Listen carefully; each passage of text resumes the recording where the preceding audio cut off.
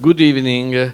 It's a pleasure to have Alain and Elkann back to the Institute for the translation of this wonderful novel.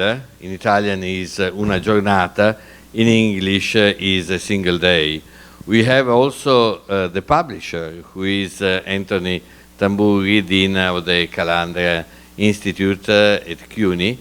And maybe you'd like to have a few words about not only the book, but what you are doing for the Italian books. Thank you.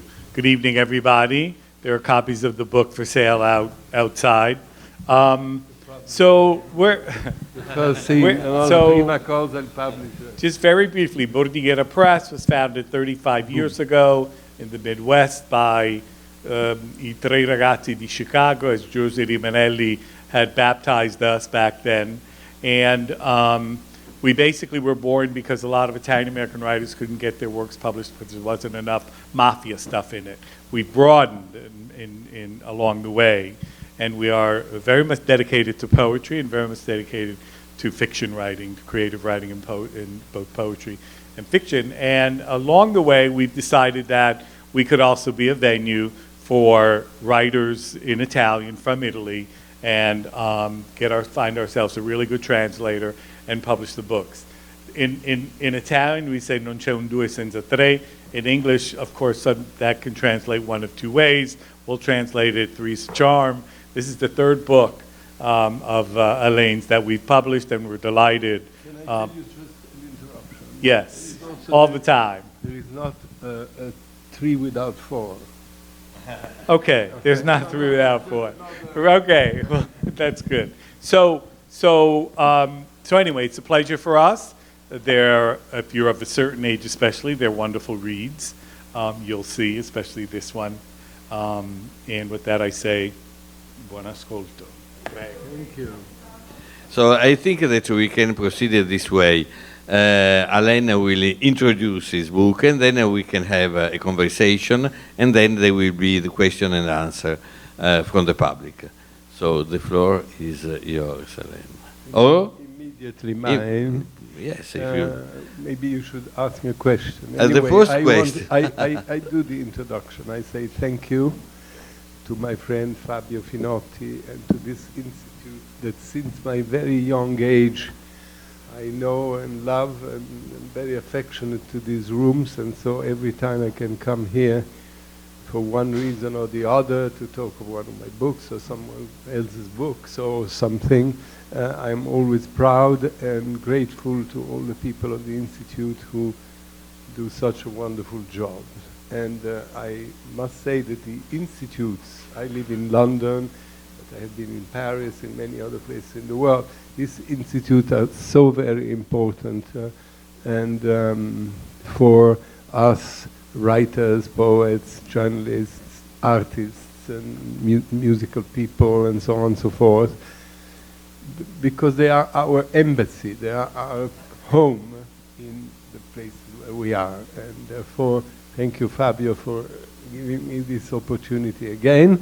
And then thank you to Anthony Tamburi, who has told me yesterday that officially, and I'm very happy about that, that officially Bordighera Press, with this odd but nice name, is a university press, no? Since a few months officially.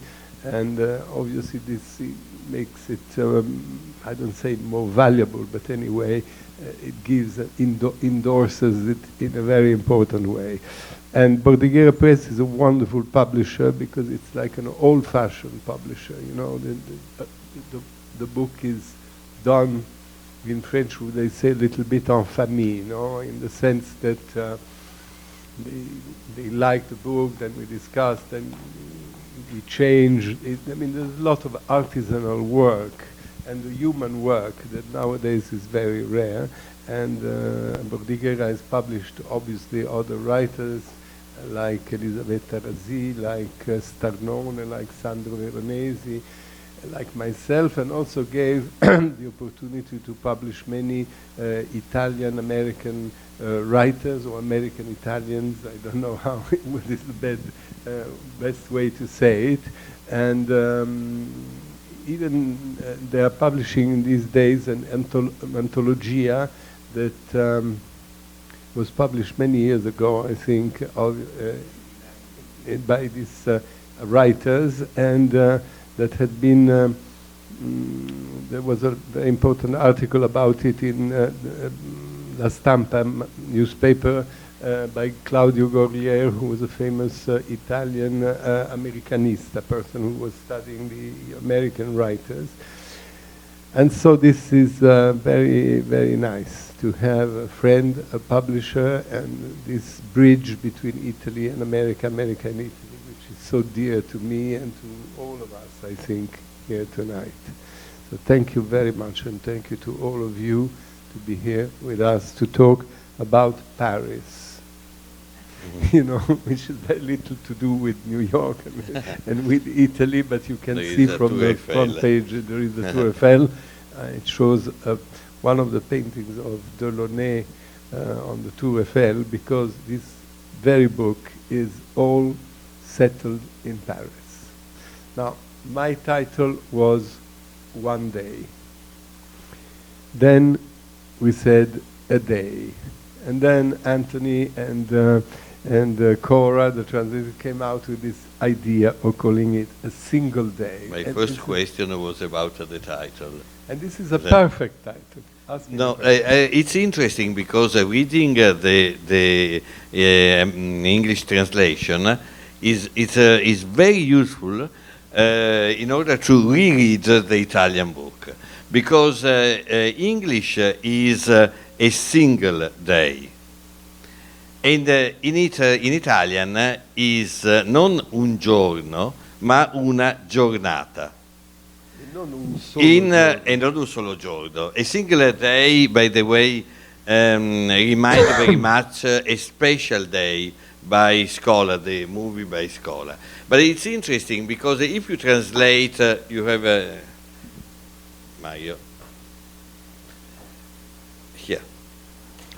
If you translate day in Italian, you have two possibilities: giorno or giornata, and they don't have the same meaning, because if you think about duration, you must use giornata. You have, for instance, un lavoro a mezza giornata.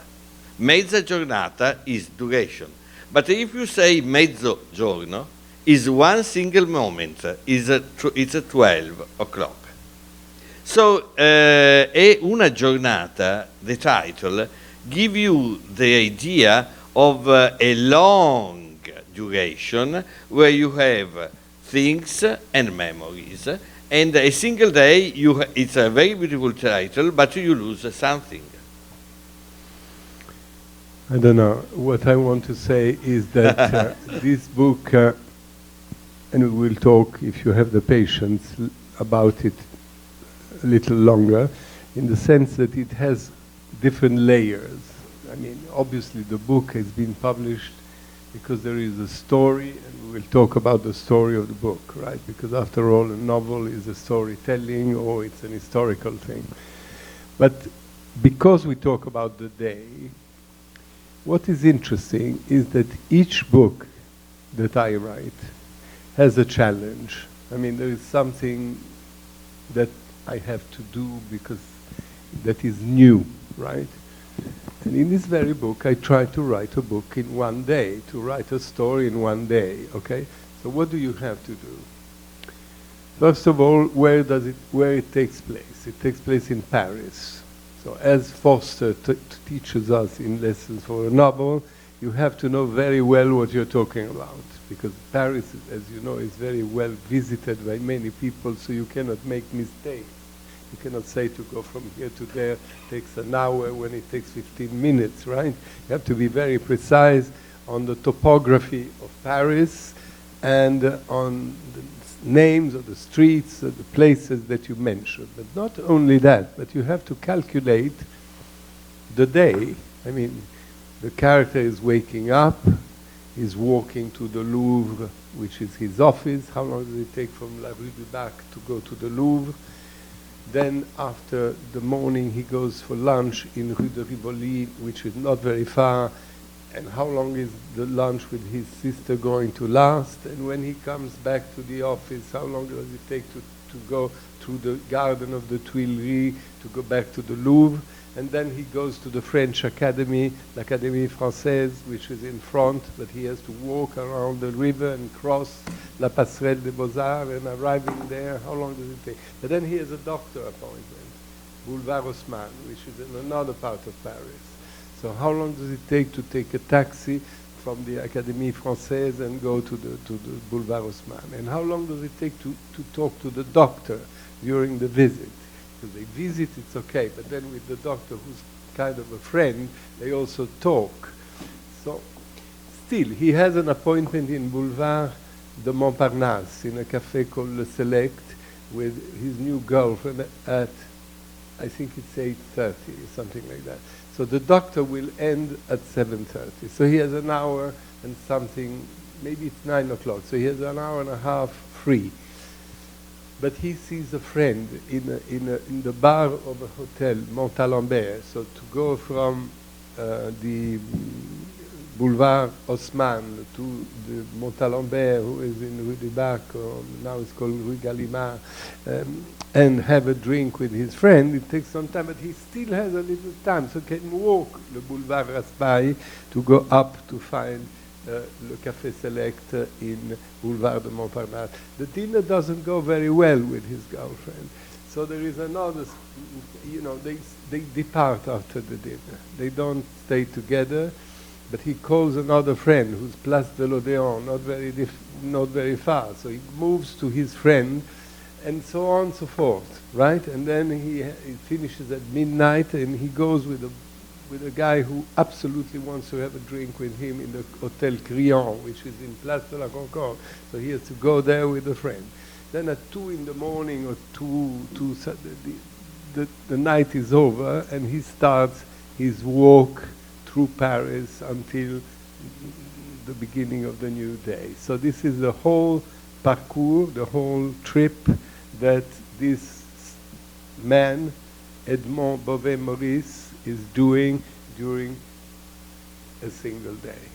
So in a single day he does all these things, and if you want, it could be funny, interesting, you know, there was a travel newspaper here or something, to do the same itinerary that he does during the day, and see if it was precise, you know, the timing of all these events and places, and you know, how long does it take to go from a place to another? It's precise. But I am almost sure that it's precise. But I will conclude saying that all the places that I mentioned, the bars, the cafes, that's another story. You know, in another book that I wrote many years ago called Misguided Lives, that was published by Atlantic Monthly Press, in a certain point of the book I talk about Florence. There is a long chapter on Florence.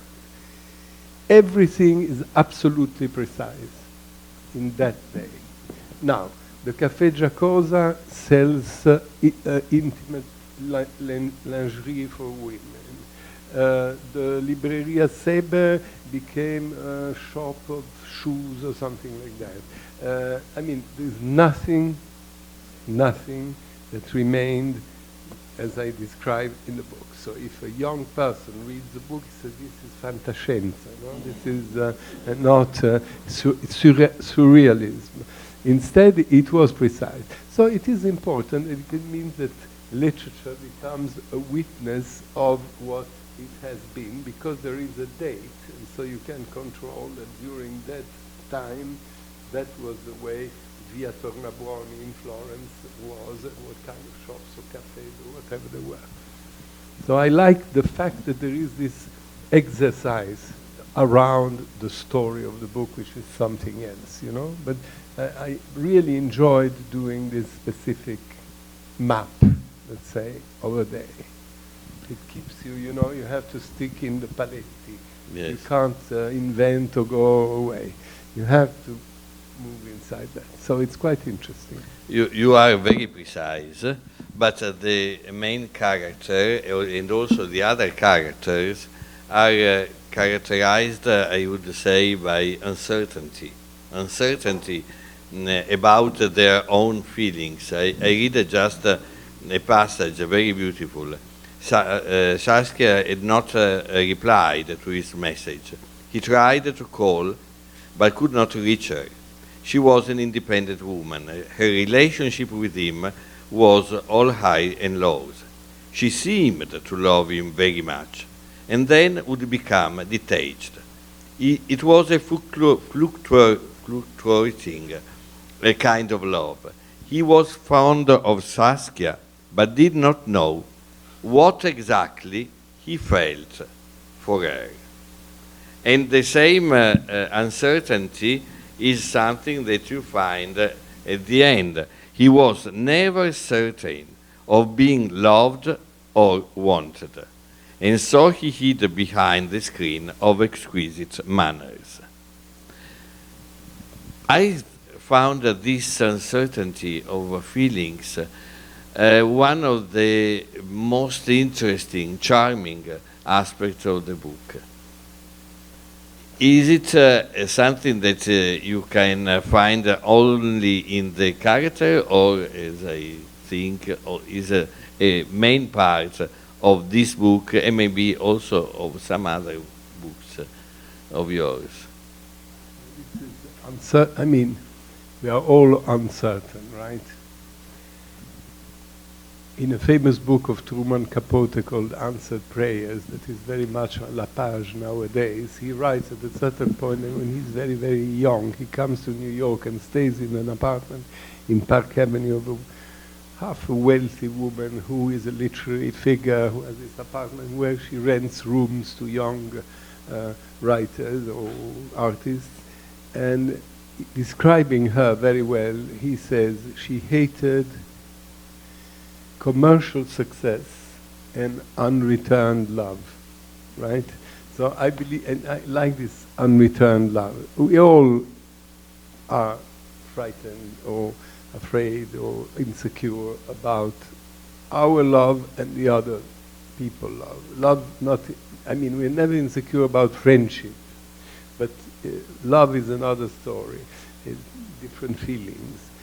And so I am very interested in that, and I believe that the very antipathetic character of Edmond Bovet-Maurice that starts at the beginning, right, is very, who is Edmond Bovet-Maurice? Edmond Bovet-Maurice is the director, head curator director of Le Louvre, the big museum in Paris. He had an incredible career. He wrote essays about history of art. He has Décoration Légion d'honneur. He's invited in all the parties in Paris. He's part of the nomenclatura, the upper classes in Paris. You know, great success. And he's very sure of himself. And plus, he is going to retire in a couple of years because he will be 71 or so. But he doesn't want to say, but he already knows that he will become a French academician. He will be nominated a French academician, therefore it will be glamour, end of his career. But, so he's not very sympathetic as, you know, a character. But it starts that in the morning, the weather is insecure. He doesn't know if it's spring weather or still winter weather. And therefore, how is he going to dress? With a spring suit, with a winter suit? He is uncertain. And he asks for a suit to his maid, and he puts on the trousers, but they are too narrow. So he understands that he's getting fatter. So he asks the maid, he says, but am I getting fatter? And she says, not, I don't have the, not much. Pas tellement, Monsieur Bovet-Maurice. So this not much, he says, so I got fatter, right? So at the end of the day, he puts a gray suit, dark gray suit that doesn't show too much this change. And he goes to the Louvre. And his devoted secretary said, "Café, Mr. Director." No cafe anymore, just water. You know, I mean, he already immediately starts. So this is a little touch of sympathy vis-à-vis him, no, in his insecurity. Then, we haven't said at the beginning that in the morning, when he was dressing, he discovered a mole that he didn't remember to have that mole. So he starts being anxious about the mole. He said, but is it bigger, not bigger, the mole? So he asked the secretary to call the doctor to make an appointment because he wants to double check the mole. But he's not sure, but he has to do a photographic shoot, you know, in front of a Delacroix painting, and therefore he puts his, his gray suit is doesn't show too much that he gained weight, but still during the photograph he's worried about the mole, and the only thing he wants to do is to go to the Louvre and double check the mole, right? So I mean, again, we have a tiny bit of sympathy with him. But then, when he goes to lunch with his sister, he's pompous again with the sister. He pretends he doesn't know about the academy. You know, the sister said, but they told me that you will be elected. And so we lose sympathy. Then he crosses the Tuileries garden to go back to the Louvre, and then something happens. He's called Edmond Bovet-Maurice. But going out of the restaurant, he's passing next to l'Hôtel Meurice. And the Hôtel Meurice, during the war, when Paris was occupied by the Germans in 1940, was the headquarters of the German Kommandantur in Paris. So, thinking of that, he said, it's true, when my mother was translating German writers into French writers into German. Then my grandmother, during the war, she was going to the Ritz at that time in the evening, and the Ritz was the place where Goering used to live with his people of the Luftwaffe and all the German officers. And then he starts, thinking that his mother was translating Céline into German. Céline was a famous writer, but he was a doctor, the Docteur Destouches, Ferdinand Destouches. Céline had a cabinet of doctors near Place Pigalle, but he wasn't the doctor that she loved. Even if Céline tried she fallen one night, a concierge rings the bell of the Docteur Bovet, who is a French doctor who stays near Pigalle, not far from where Céline is a doctor. And she said, there is a lady with a German officer, he's feeling very badly, doctor, you have to do something. So he examines the German officer and he says, he's just drunk, he's totally drunk. So put him in a couch and he will wake up in a while. And in that time, he spends time with his lady, Madame Maurice. And she fell in love with him and they fall in love. And then they start having an affair. And his mother, Madame Maurice, Eliane Maurice, was Germanophile, right? She was working with writers of the right-wing movement. Instead, the Docteur Bovet was in the resistance. He was against, and he was friendly with all a group of intellectuals who became including Mitterrand, who became people who were against the regime and against the Germans. And so he starts thinking that. He arrives at the Louvre, there is an American woman journalist who interviews him, and he's again odious. With the Germans, she said things, she said, oh, this is banal, he answers in a detestable way to this innocent American woman who asks him, what is elegant? Are you elegant? He said, elegance is something, you know, that you have in your soul, is something private and nothing to do with clothes. And I mean, he's odious. And when the interview stops, his secretary said, you know, they called from the French Academy next door. They want to see you at 5:30.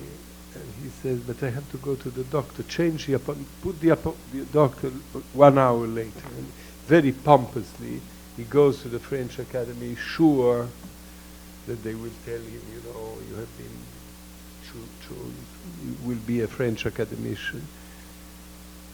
And with all the pompous and diplomatic French way, you know, he is received by the permanent secretary of the academy, who says, you're a great man, you achieved so many things, we have so much admiration for you.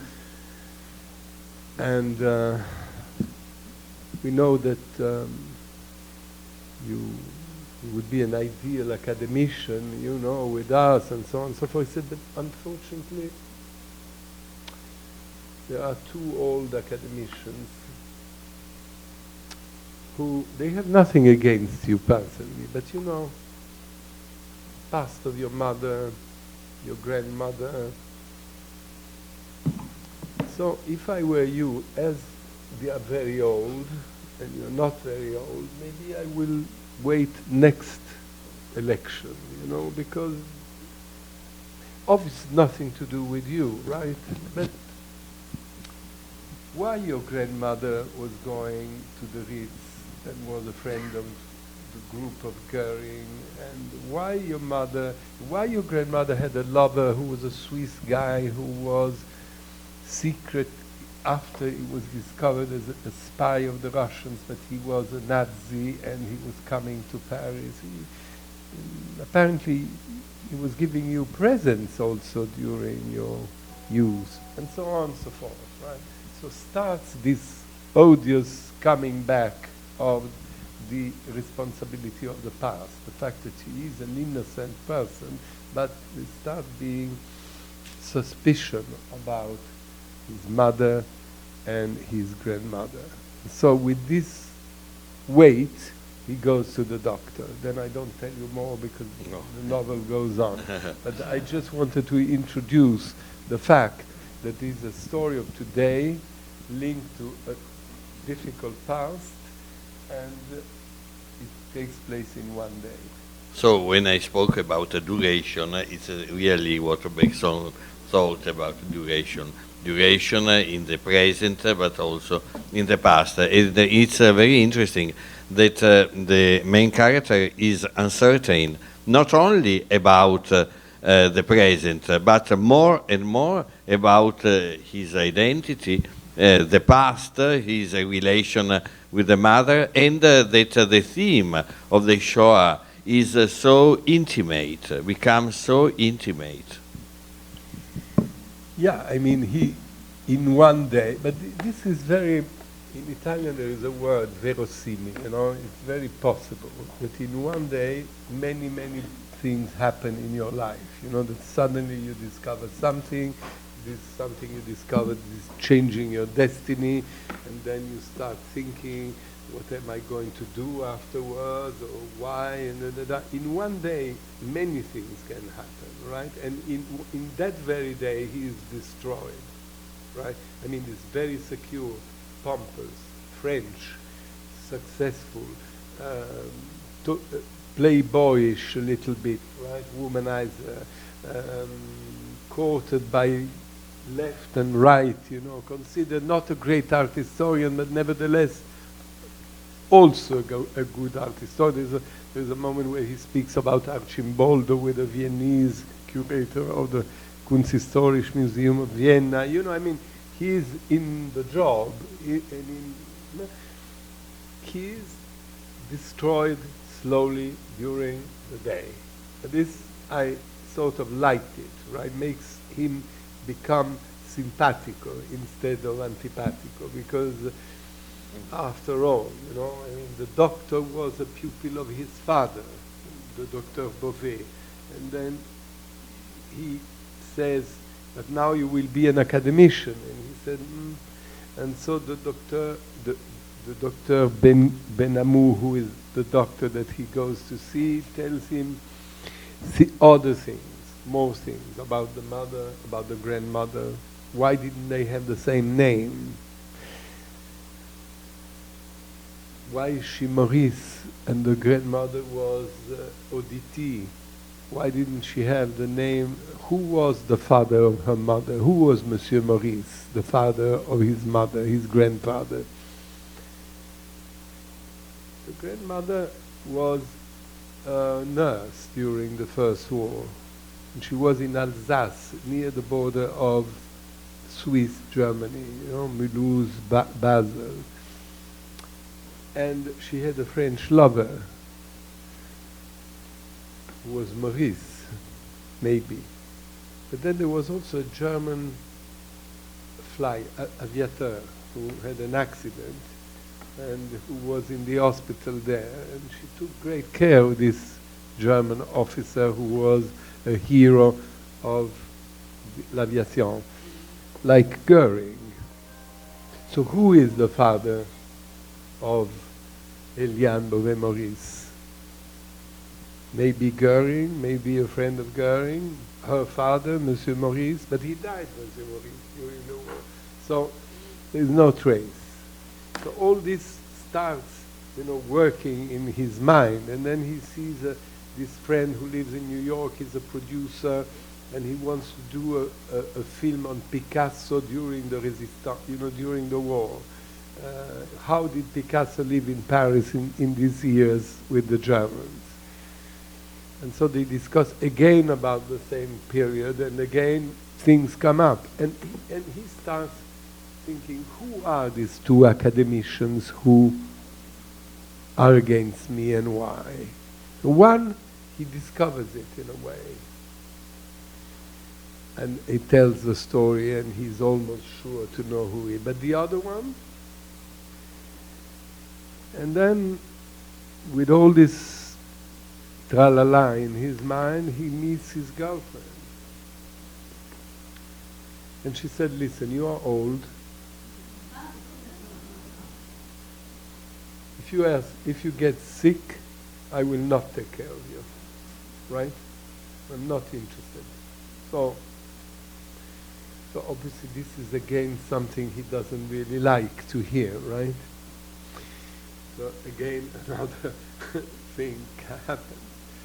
And so on and so forth.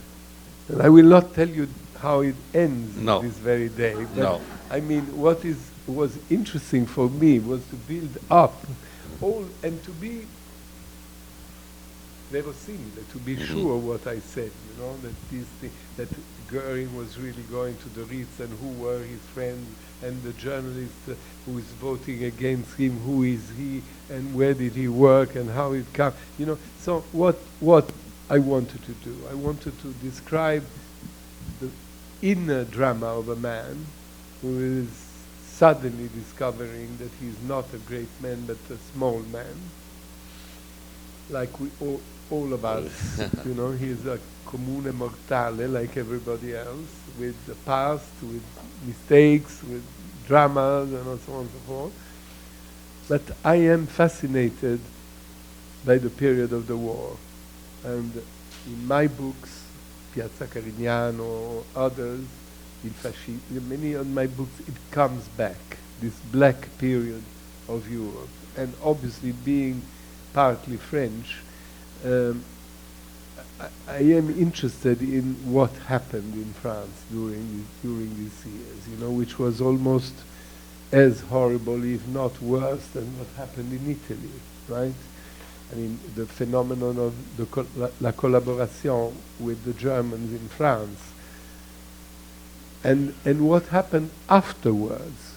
See, I mean, for instance, there was a famous prefect called Papon, who was, I think he was the prefect of Lyon, and during the Vichy government, he said to the Germans, you forgot these 16,000 Jewish children. So he sent to Auschwitz 16,000 children.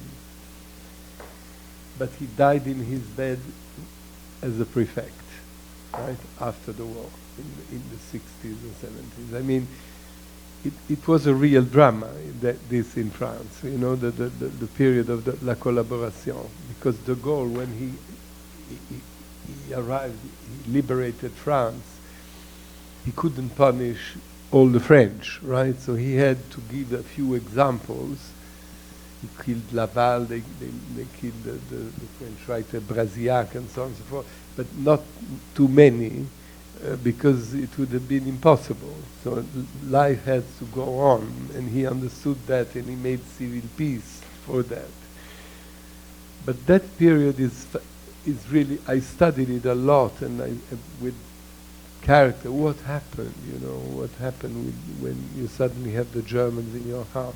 And it was very interesting. The other day, I interviewed a famous artist, English artist, called, he's not the actor, he's called Steve McQueen, but he's not the actor, he is an artist, who just did a film on Amsterdam, and he films Amsterdam today, you know, like New York today.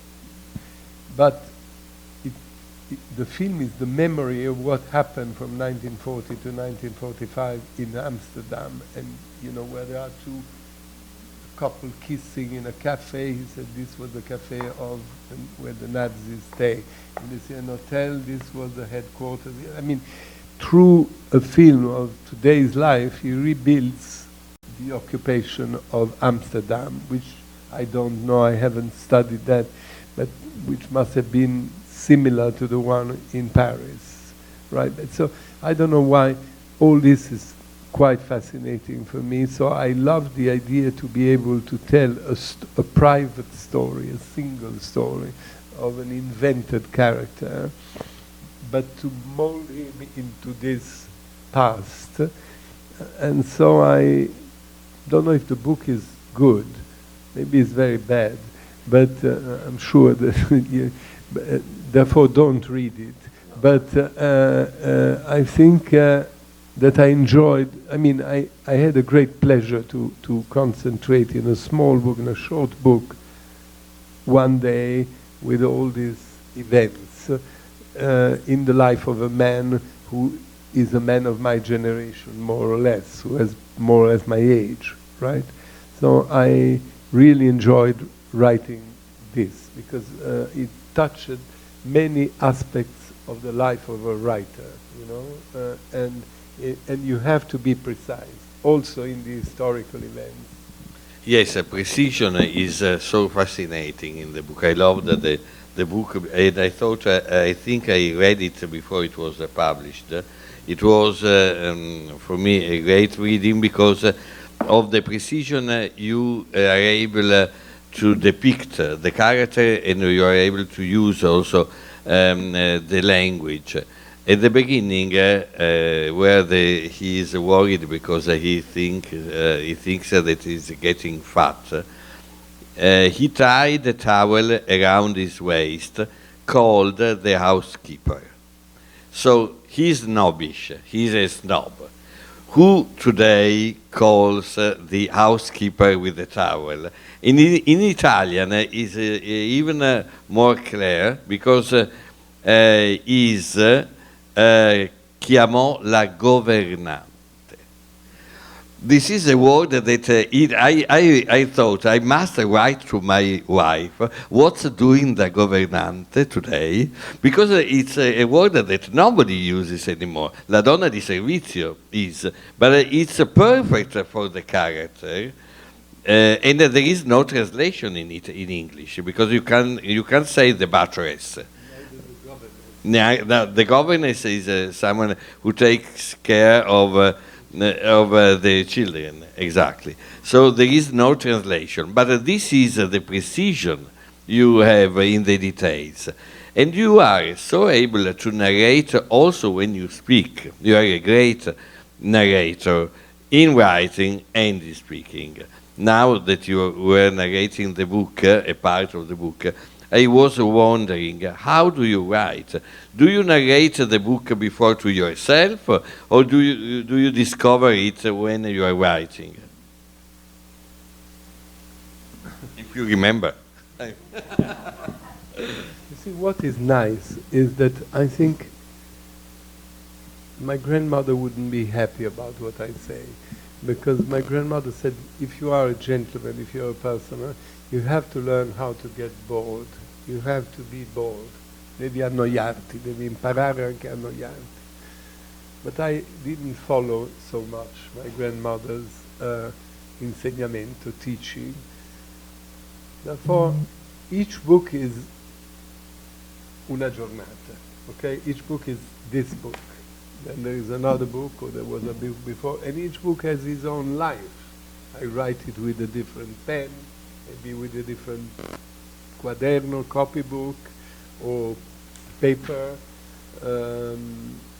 I write it in the summer or in the winter, you know, there's no rule. Each book has its specific story, and I'm very happy. I don't want to do any publicity, but it's the truth, that the University of Cornell, my translator, Cora Wittelsbach, is my translator. She's professor there, and she introduced me to the library of Cornell, and Cornell took my, it's a pompous word, but my estate, in the sense that all my books, from the first draft to the third, the fourth, the fifth, until they become galleys, and then the book, and then the translation. Each book is in a box, so that the students can understand how do you write a book from the beginning to the end, with the criticism about the book, you know,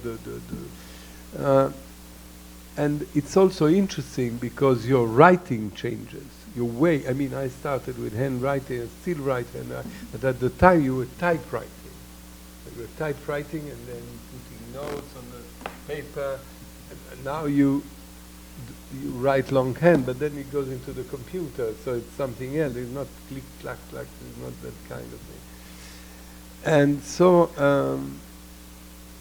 I don't know, you know, I describe in each book my way of writing the book. What I certainly has as a fil rouge is that to write a book is like falling in love, right? And it's more or less the same. I remember one night I was with a carabinieri in a car traveling from Rome, I think, to Genova, because I was going, I don't remember, for some official story, whatever. And suddenly I was almost sleeping, it was night, I saw Cartellone, Sant'Anna di Stazzema, you know, where there has been this horrible murder of the Italians by the Germans. Nothing to do with the Jews. They killed an entire population of a village called Sant'Anna di Stazzema. And then I see La Versilia, no? the part, Viareggio, all these parts. And suddenly I wrote a novel, you know, about a man, an old man who's retired, who is there, and he suddenly goes da da da da da da da da, and that's the way it comes. You know, there is one, you fall in love with a word, an idea, a place, a situation, something, and then the novel flows. You never know what you're going to write, because the writing goes by itself. And but you more or less know what you want to write. Sometimes you want to avenge something in writing. You know, you want to denounce something. You want to esaltare something. But fiction is fiction. But in the occupation of Amsterdam, which I don't know, I haven't studied that, but which must have been similar to the one in Paris, right? So I don't know why all this is quite fascinating for me. So I love the idea to be able to tell a private story, a single story of an invented character, but to the occupation of Amsterdam, which I don't know, I haven't studied that, but which must have been similar to the one in Paris, right? So I don't know why all this is quite fascinating for me. So I love the idea to be able to tell a private story, a single story of an invented character, but to mold him into this past. And so I don't know if the book is good, maybe it's very bad, but I'm sure that therefore don't read it.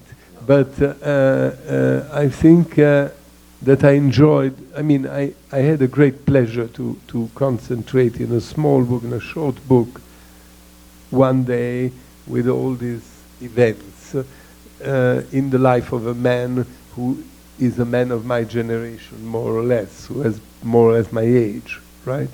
So I really enjoyed writing this because it touched many aspects of the life of a writer, you know, and you have to be precise, also in the historical events. Yes, precision is so fascinating in the book. I love that the book, and I thought, I think I read it before it was published. It was, for me, a great reading because of the precision you are able to depict the character, and you are able to use also the language. At the beginning, where he is worried because he thinks that he's getting fat, he tied a towel around his waist, called the housekeeper. So he's snobbish. He's a snob. Who today calls the housekeeper with the towel? In Italian, is even more clear because is chiamò la governante. This is a word that I thought I must write to my wife, what's doing the governante today? Because it's a word that nobody uses anymore. La donna di servizio is, but it's perfect for the character. And there is no translation in it in English, because you can say the buttress. The governess is someone who takes care of the children, exactly. So there is no translation, but this is the precision you have in the details. And you are so able to narrate also when you speak. You are a great narrator in writing and in speaking.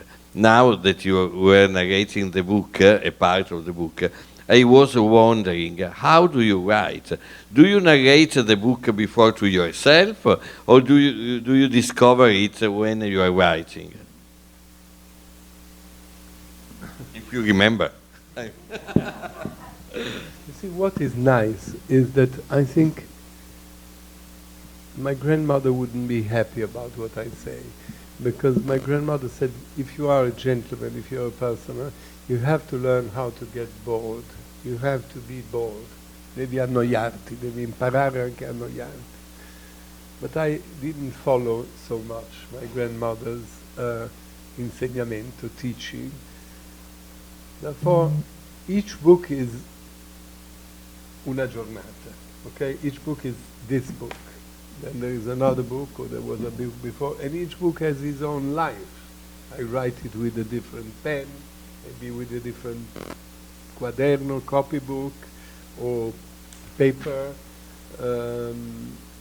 I write it in the summer or in the winter. You know, there's no rule. Each book has its specific story, and I'm very happy. I don't want to do any publicity, but it's the truth that the University of Cornell, my translator, Cora Wittelsbach, is my translator. She's professor there, and she introduced me to the library of Cornell, and Cornell took my, it's a pompous word, but my estate, in the sense that all my books, from the first draft to the third, the fourth, the fifth, until they become galleys, and then the book, and then the translation. Each book is in a box, so that the students can understand how do you write a book from the beginning to the end, with the criticism about the book, you know, and it's also interesting because your writing changes, your way. I mean, I started with handwriting and still write, but at the time you were typewriting. You were typewriting and then putting notes on the paper, and now you write longhand, but then it goes into the computer, so it's something else. It's not click, clack, clack. It's not that kind of thing. And so, I don't know. You know, I describe in each book my way of writing the book. What I certainly has as a fil rouge is that to write a book is like falling in love, right? And it's more or less the same. I remember one night I was with a carabinieri in a car traveling from Rome, I think, to Genova, because I was going, I don't remember, for some official story, whatever. And suddenly I was almost sleeping, it was night, I saw Cartellone, Sant'Anna di Stazzema, you know, where there has been this horrible murder of the Italians by the Germans. Nothing to do with the Jews. They killed an entire population of a village called Sant'Anna di Stazzema. And then I see La Versiglia, no? the part, Viareggio, all these parts. And suddenly I wrote a novel, you know, about a man, an old man who's retired, who lives there, and he suddenly goes da-da-da-da-da-da-da-da. And that's the way it comes. You know, there is one, you fall in love with a word, an idea, a place, a situation, something. And then the novel flows. You never know what you're going to write because the writing goes by itself. And but you more or less know what you want to write. Sometimes you want to avenge something in writing. You know, you want to denounce something. You want to esaltare something. But fiction is fiction. But in fiction you can say the truth.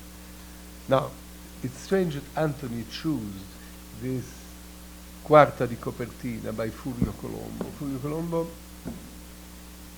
who followed me since the very beginning, he said to me, and another writer, Italian writer called Lucentini, who was another writer, he told me, you know, in a novel you have to have un manico, you know, a vertebral color, something central, which is the sense of the book.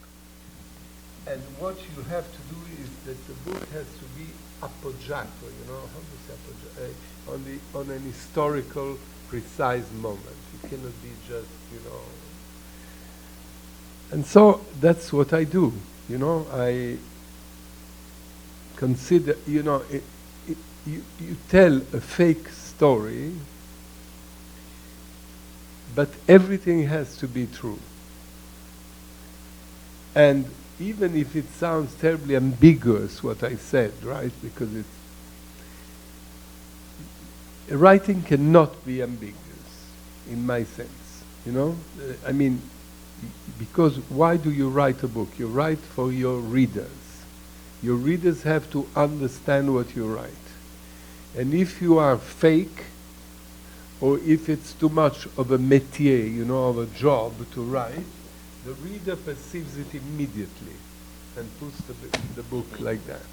So you really have to fall in love with what you're writing. And for a while, you live like a big love story, you know. My next book that will come out in Italy in September, who has as a fil rouge the last 10 years of Ezra Pound's life, right, the poet, where I dig and inquire about him and blah, blah, blah, invent characters. It's a fiction book, right? But for 3 years, I had an obsession about Ezra Pound. I had to read his books. I had to know who were his friends. I had to read the books of his friends and the letters and the controversial articles. And so at a certain moment, you are Pound. You know his wife, his mistress, the other mistress, what happened, and they become, and your characters become like relatives of yours, you know, because you live, but with the big difference that when the book is finished, in Italian there's a fantastic word. You say, ho licenziato le bozze del libro, no? You give it to the publisher and the book is not anymore yours. It belongs to you, to him and to you. and you don't read it anymore. It's finished. You know, your family is finished. You enter, or you may not enter, or you may wait to enter in another family, which is a new book. But when I was young, I was terribly worried, because when you finish a book, it's like having a child, you know, that goes, and you say, am I going to write another book? What am I going to write? Because fiction is not a biography of Napoleon, of Caesar, or a book of history, or about a work of art. It's an invention, right? So am I going to invent something else? And when I was very young, I was terribly worried at the beginning, you know? Cosa faccio? Where am I going? Now it's different, because it's many, many years that I wrote, so I'm faithful to my job. And I know that you don't have, if you leave a woman or a man, it depends, you don't have immediately to worry if you will find another one, you know? Because if you are in that kind of worry, you find the wrong one, or you write the wrong book.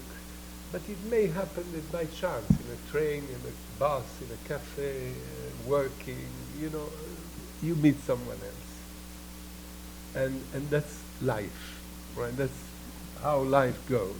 And the novel is life. It's just invented. And the great advantage, I'm sorry for my journalist colleagues who are here, whatever, a journalist has to give news or to express opinions, right? He has to be against or he's in favor. Or he has to say, today is a beautiful day in New York. Spring is coming. It's the news. And Trump said this and Biden said that and blah, blah, blah, no? That's nothing to do with fiction. You can take the most humble, unknown, look at Beckett, you know, I mean, in his theater, unknown character and make it universal, right? But I think that Colombo was right, and I think of Tolstoy. I'm surely not Tolstoy myself, right? But Tolstoy, War and Peace, which is an extraordinary novel, maybe the extraordinary novel, where he talks about history, facts, society, human feelings, characters, opposite characters. What I would love as a writer? Why do I envy nicely? I admire Tolstoy. Not because he describes the battles in a fantastic way like many historians are incapable to do. Not because it's a description of the Russian society which is unbelievably good, and it starts with the opening of the novel, you know, which is like the opening of a symphony. Because he invented the character of Pierre, who is one of the main characters of the book. And to be able to invent, build up, make him talk, Pierre, you know, it's, you know, amazing. I think, I don't know, I am not a musical person, I'm not a musician, but I imagine that in music there must be symphonies, or which are the equivalent of War and Peace, and person who loves and understands music. So, I mean, my goal would have been to be able to find a character, you know, to describe a character. To describe a character, I mean, tonight we talk about Russians, we could talk about other literatures, but like the idiot of Dostoevsky, you know, the immense character of the literature, right? And but who are these people? Who is Pierre? Who is they are fiction characters, you know. They are not the emperor or you know. So this is the difference, that you can take any person, and my Edmond Bovet-Maurice is an invented person, because I didn't like myself a man who was not called Bovet-Maurice. He was called Faillant Dumas. There are two names like in French, no? Like Finotti Elkann, he was called, right? And I disliked him. So he inspired me the character of Bovet-Maurice. He was a French pompous person, a certain age, with a certain physique. And then, from his very name, it became Bovet-Maurice. Then, I disliked the ex-husband of a girl that I liked, who was called Edmond. So I called Edmond Bovet-Maurice. But what is the name of the gouvernante?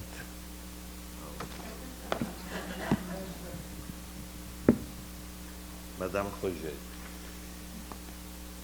With a woman who was the girlfriend of this other man, real man, who was called Elkann. He had another name. He was called Jérôme. But between her and me, we used to call him Roger. And so I invented the character of Madame Roger, you see. So many people know nowadays that Albertine, one of the big characters of La Recherche of Proust, was his driver Agostinelli, right? Who he turned into a woman and became Albertine. So the way that you built up the names, the characters, the stories, and the avenging that there is in the story that nobody knows, because you don't say the real name, you don't say the real story, but you have the pleasure to solve some questions through the novels. And that's basically my work. You know, what I like. It's like building a puzzle. One thing, another. So there are many, many ingredients, but you don't know them at the beginning. They come out. I remember La Galbiati. You know the name La Galbiati. Galbiati is a cognome. It's a surname in Italian. I was writing this book, Misguided Life, and it ends in a theater in Montepulciano in Italy. And suddenly, you know, the characters were the main characters, somebody else. The Galbiati entered. I don't know why, però è entrata la Galbiati, and she killed someone. You know, but she wasn't expected. So many times, the writing itself makes the book more than you. Right? So I am explaining you some things, telling you some of the ways and why you write a book. But there is non c'è una logica. But at the end, all the book is like a house. It has to work. When you come into a house, we have Daniele Bodini here, who knows, the friend of mine, the chairman of FIAC Foundation. He knows that a house has to function, right? Because if I come in an apartment and the elevator doesn't work well, or there is the air condition that seems to leak somewhere, or you have a problem in the kitchen, or the fridge doesn't close the way it should, you don't like the house, right? You don't. The same is a novel. There should be no mistakes. The reader will put you down. That's what I wanted to say. You know, all your fantasy, all your ideas, all your avenging, all your characters, at the end of the day, they have to stay together and function like a house functions. You know, when you enter in a house. I'm sorry to say, not very poetic to say that, but I'm always with the reader, you know? You never have to take things for granted with the reader. You don't have to say, as everybody knows, this is a glass. You have to say, this is a glass, and there is water inside, and it's good for drink. And yes, it's, yes. And I don't know if I'm right. There is a question there. Yes, I want, as a matter of fact, to leave the floor to the questions to the public. the one and one. Maybe you can.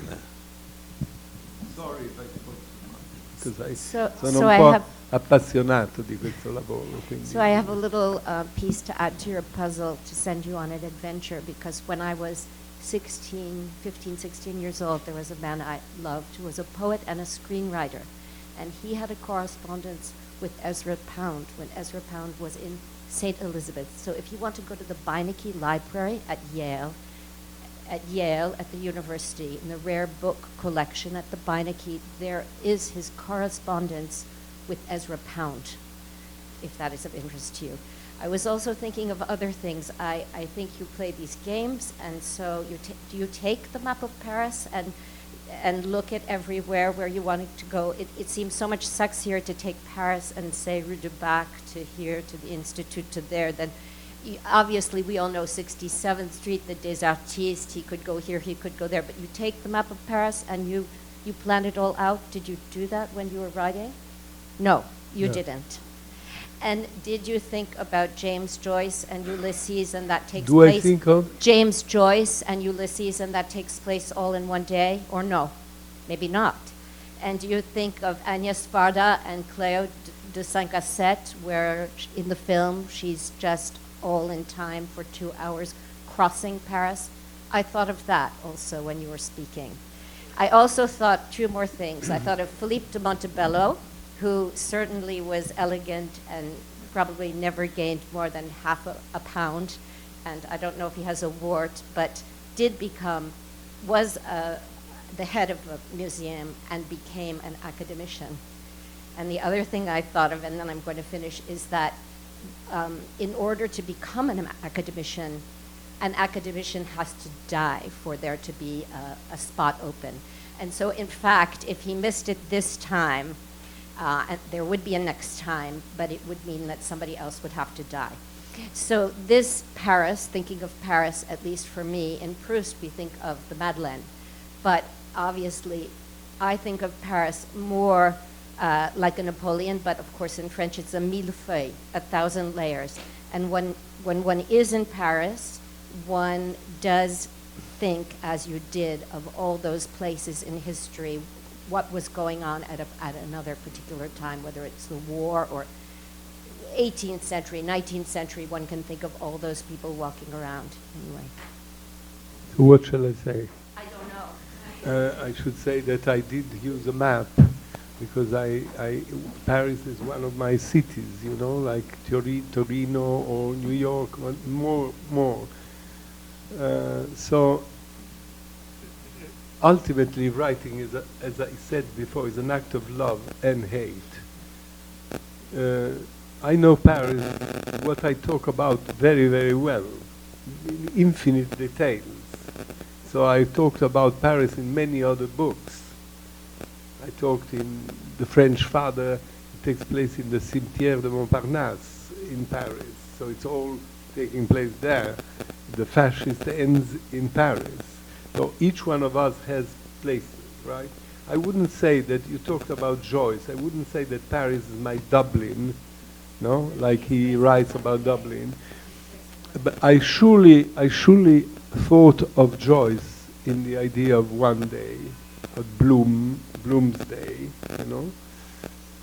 And yeah, you're right. I probably thought of Joyce, obviously with some modesty. But you don't. When you write, you don't even have to look. You write like this because you know you are him. So you walk with him in these places, and you obviously pick places that mean something to you, right?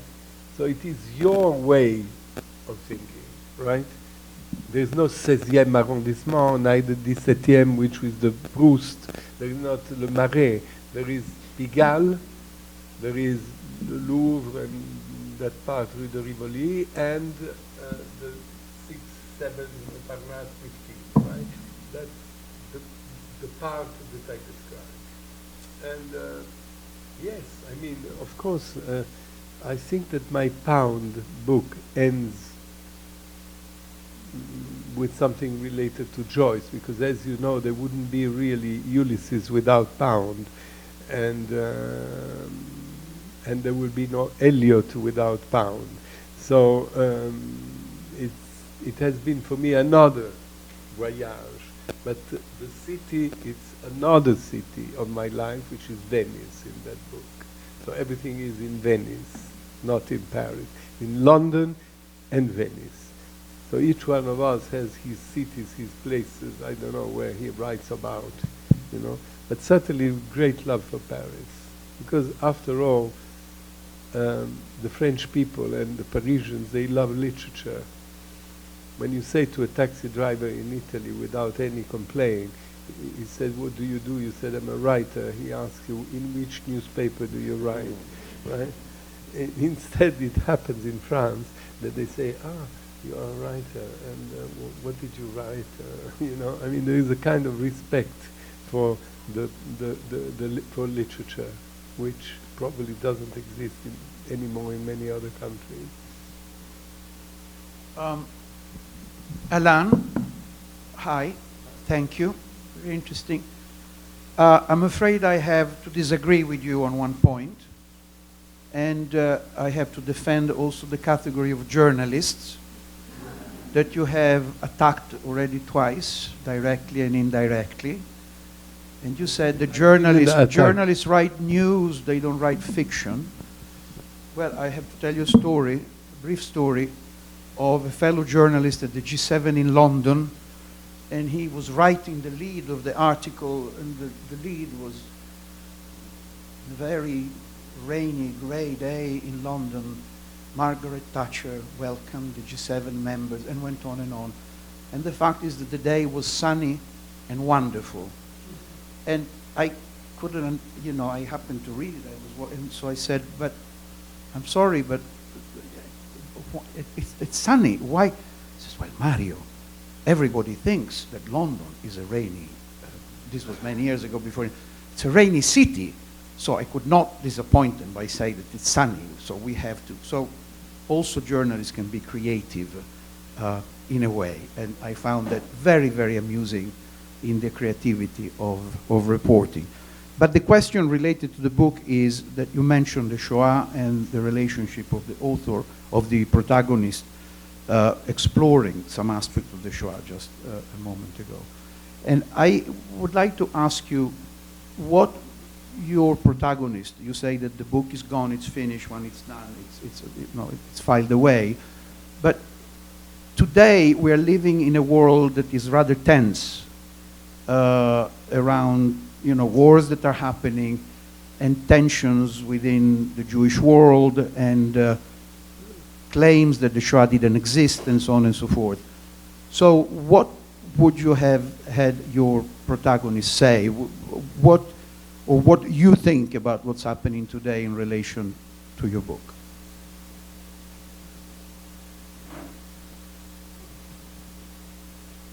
I think that in the book there is a mention to the Shoah, because Bovet-Maurice is not Jewish completely. He has a grandmother who is Jewish, but there is no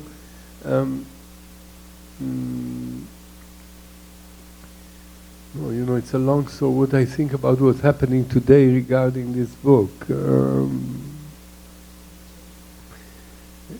know, I think he is living something that can happen to any one of us. You know, in his pro-German in Paris during the war, he writes one of the most extraordinary essays on Proust, Jewish writer, French, in the same time. And all these people lived in the same building, you know. So this tells us so much about what France is, you know, that after all, la littérature is above politics, you know. And Lucien Rebatté, who was a famous fascist writer, he writes in the 50s, he likes the cinema, a critical essay on Pasolini, who is extraordinarily good, you know what I mean? So the capacity, la letteratura è al di sopra della politica, non al di sopra in senso pompous, ma è un'altra cosa, it's something else. You can be a fascist writer, or you can be a communist writer, you can be a nothing writer. What is important is what do you write and how do you do it. The last question. By that last bit, I'd like you to write that out for me, because writers that we know a little less about. I lived some of this melange of fascism and communism in my many years in Rome, but I wasn't going to talk about me. I was going to bring up a woman writer, not because I'm a woman, but Virginia Woolf's Mrs. Dalloway. It's all in one day. And True. something that might interest Alain, if he doesn't know it, there's a contemporary American writer, Michael Cunningham, who wrote a book on it called The Hours. And then, probably, I don't know if anyone here Day. knows about it, but The Hours, Cunningham, and he's just written another book Called that has Day. the time in the title. The title of the Just book came is out. Day.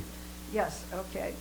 But The Hours was made into, I was suspicious of it, because a lot of the contemporary operas aren't always up to snuff. We love the old things, but we're always hoping. But The Hours is absolutely fascinating, and it's taking place in 3 different places on the same day, with 3 completely different women living different lives. And that's all I have to say. You don't have a question. Pardon me? You don't have a question. I had a piece of information to add to what the young lady behind me said about So it's still not a question. The question is, if you would bother to write down the very last things that you said. That To do what? piqued my interest. Just the 2 writers who were Nazis or fascists, and then I knew Pasolini very well, and I don't know this particular essay. Just you did a little whirlwind of writers on the right who wrote about the left brilliantly. That's all. No, I just wanted to I say just that needed there is their a names, risk, their you know, names again. That's all. Celine we all know, but I didn't know those 2. you know, I have a hope. You know, what you ask me makes me have a hope. I hope that literature, Italian, French, English, American, German, whatever, Chinese, will last. Because if you don't read literature, I personally think you lose something in life, you know. I mean, obviously it's nice to see a landscape, it's beautiful to go to a museum and see masterpieces, to listen to great music, but to read, the effort of reading, you learn, you have so many sensations, you know. Let's say one day, if you take one day, a Sunday, and you decide that you spend the whole day reading, you know, alone, because you're never alone when you read, because you're with something else. It's a real important exercise, you know, and I think that I am not one of them, but in each generation, in each, you know, because a writer is ultimately a witness of his time, right? There are very few very, very important writers, and I think that if you don't read them, it's sad, you know. So my wish is that next generation, children, grandchildren, will keep on reading. It doesn't matter if they read. I mean, I hope they will read on books, to be honest, because this Kindle reading, which they say it's the same, is not the same. And to take notes with the computer is not the same that having a pencil. And honestly, because I think that not this book, I told you not to buy it and so on, but a book is a sacro libro. It's something that is there. It doesn't talk to you, it's there. You have to open it and make the effort to read it. In this time of life, people make very little efforts, and therefore they're lazy vis-à-vis reading, and I think this is a great loss. And I believe myself and most of you here, we are privileged because we were able to read. not only that, but in free countries, you know, to read whatever we wish to read. So to answer to Mario Platero, I think that the preservation of democracy is very important, because to be able to read what you want and to write what you want and to be published, I mean, that's what I really hope. And we must be free to write the truth, but also something which is not true. La mensonge. We have the right also of imagining something which never existed, because the books are also this, to think something that does not exist maybe today, but can exist tomorrow. And this is a great book, because it makes you recreate a place, recreate a time, and it's a way of also learning how to go slow, because the time here is something that never ends. This is a day that never ends. And at the end, I was so disappointed that this book it was ending. But we are looking for the next one. So thank you very much, Alain.